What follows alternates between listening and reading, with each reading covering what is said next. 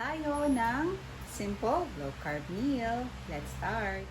Meron tayo ditong cabbage, 2 pirasong itlog, sibuyas, kamatis, at onion. So, i-chop na natin ito, ating cabbage. So, very simple lang po ang recipe natin. Dahil low-carb ang ating lulutuin.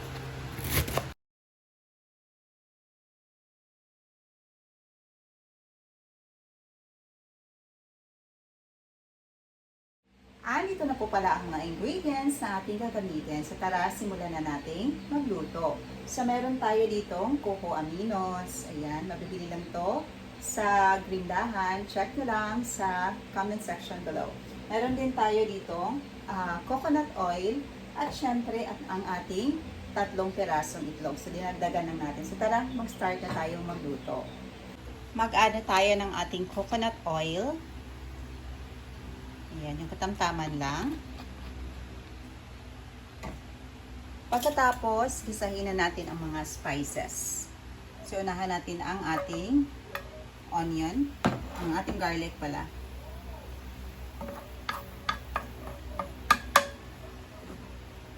Wait lang natin ng mga ilang minuto. Ayan, so i-add na natin ang ating nahiwa na onion. At isunod na din ang kamatis. Isahin lang natin. Pagkatapos, mag-add tayo ng ground pepper. Yung konti lang para mas maging mabango at aromatic ito. Wait lang natin until na maging soft, mag-soften yung mga spices natin. Ayan, so after a few minutes, i-add na natin ang ating cabbage. Gisahin lang ng mga ilang minuto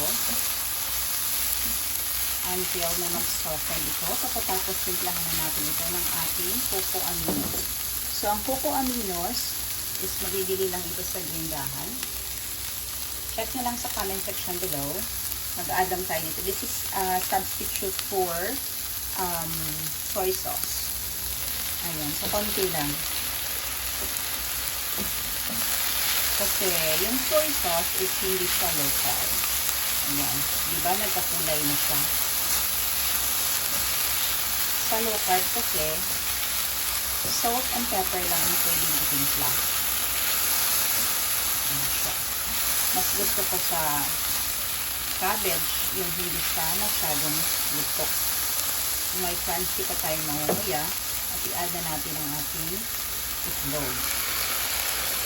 Hayaan na natin yan ng mga ilang minuto until na maluto ito. Balikan na natin yan. Ayan na, so after a few minutes, i-ano na natin. So, i-turn off lang natin ang flame dahil masyadong malakas yung apoy natin. So, okay na to. Pwede niyong timplahan ng asin ng konti. Timpla lang tayo ng konting asin. So, konti lang. And it's good to go. Pwede nang tikman. Ready na ang ating low carb meal for today. Let's try.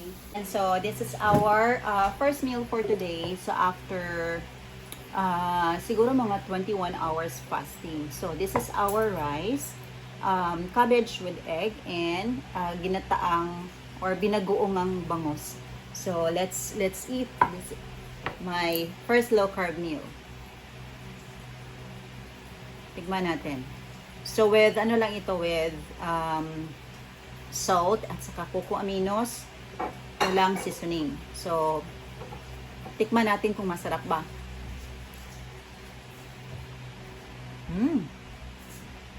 Sarap. Kahit walang seasoning. Grabe. Plus ang ating binagoongan na bangos. Low carb din. Grabe. Okay na to. Ayan, meron tayong background.